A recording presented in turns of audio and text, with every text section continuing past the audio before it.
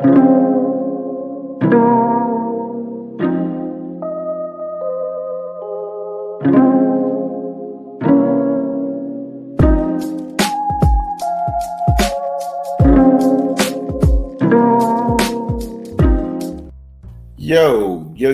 anytime you see the lady singing and the slow beat bringing, it's Big Vern in the studio doing his thinging.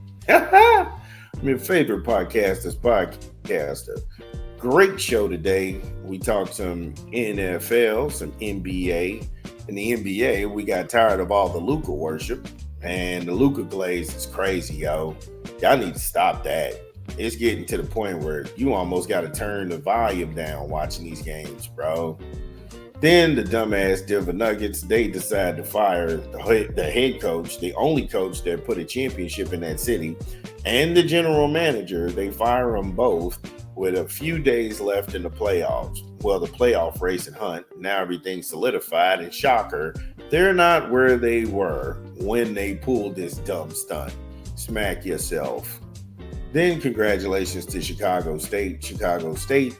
They have a new football program on the south side. The good folks of Cook County, salute to you. They raised $4 million. They're going to launch in 2026. I'll be excited to see it.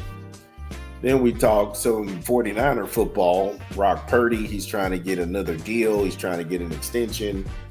I don't think that he's a max contract QB. I laid out my reasons why. Make sure you check out that segment. Finally, we're going to talk some Indiana basketball, and we'll do that when we come back from a quick 20 from a rap album. It's your boy Big Vern. Drop the spot. It's your boy Big Vern coming to you from App Stupid Studios, pumping another rap album. IDK, Bravado Intimo, in stores now. Get it where you legally consume music, whether it be Apple Music, Google Play, or Spotify. My personal favorites on the track is Mario Coins. Mario Coins is crazy. Then there's CU.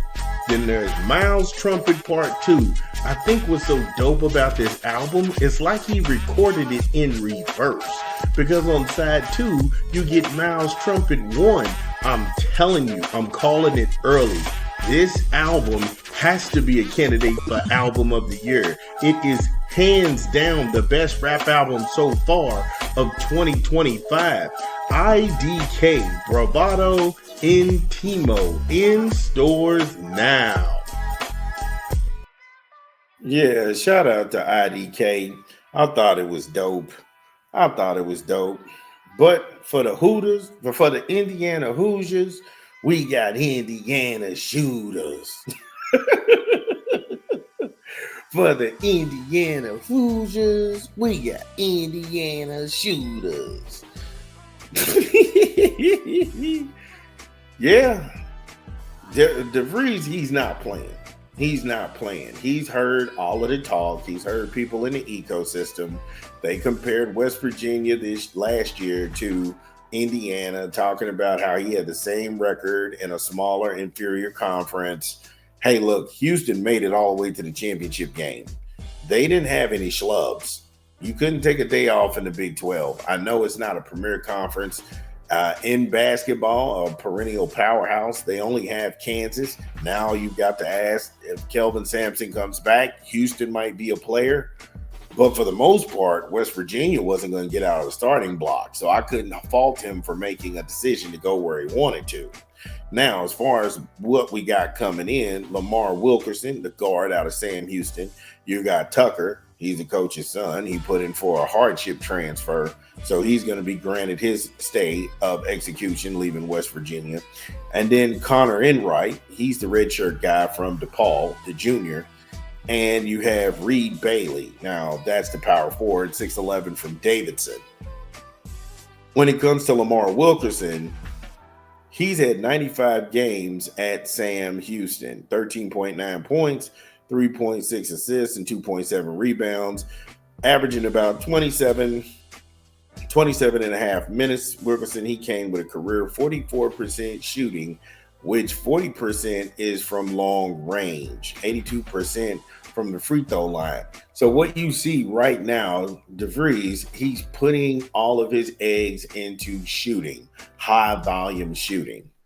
And that is very important because one of the knocks on Indiana this year is that we just didn't score enough points.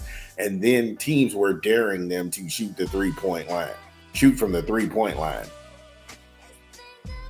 And whatever happened to Cooper, I'm just like, that guy, Gabe Cupps, not Cooper, because Cooper plays in the NFL. Gabe Cupps, he was sold to Indiana fans as this can't miss project, as this guy was lights out from anywhere. And he virtually got under Mike Woodson and disappeared. We've seen him a couple of times out on the floor and then nothing. But you can clearly see here, he's getting those 3-pointers. He's enforcing them, pushing the tempo. This isn't going to be slow down ball. So in the grand scheme of things, Malik Renaud, him leaving Indiana was a good decision for him and his family because he doesn't fit in that offense. That offense spreads the floor. They play really fast off the ball. They're scrappy. They tough. They play through the whistle. I remember looking at the Louisville game in the Battle of Atlantis when West Virginia and Louisville locked horns. And they really looked like the same team, playing each other, getting after it, getting up and down the floor. It was a really good game. It was a game to watch because guys had heart and they can make plays at both ends of the floor. If I'm an Indiana guy right now, which I am, we got shooters.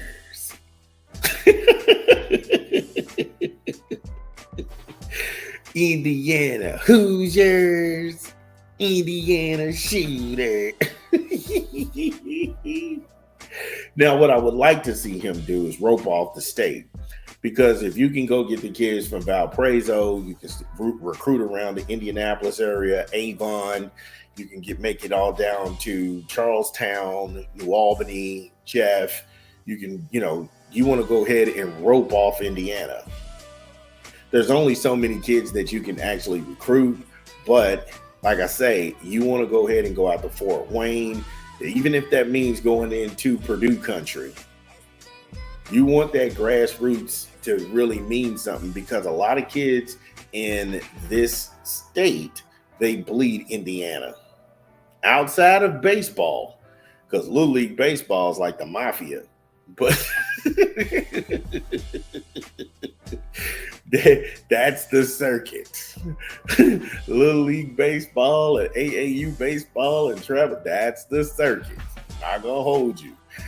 That's like, sheesh, you getting into some money fooling with them in that organization. However, basketball is Indiana. It means something.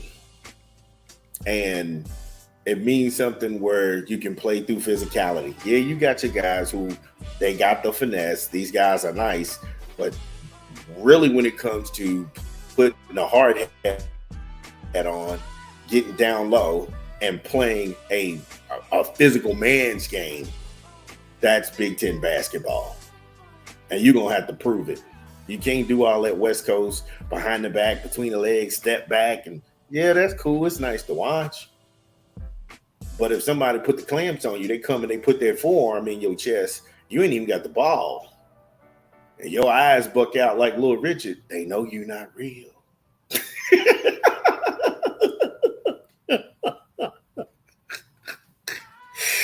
They know you're not real.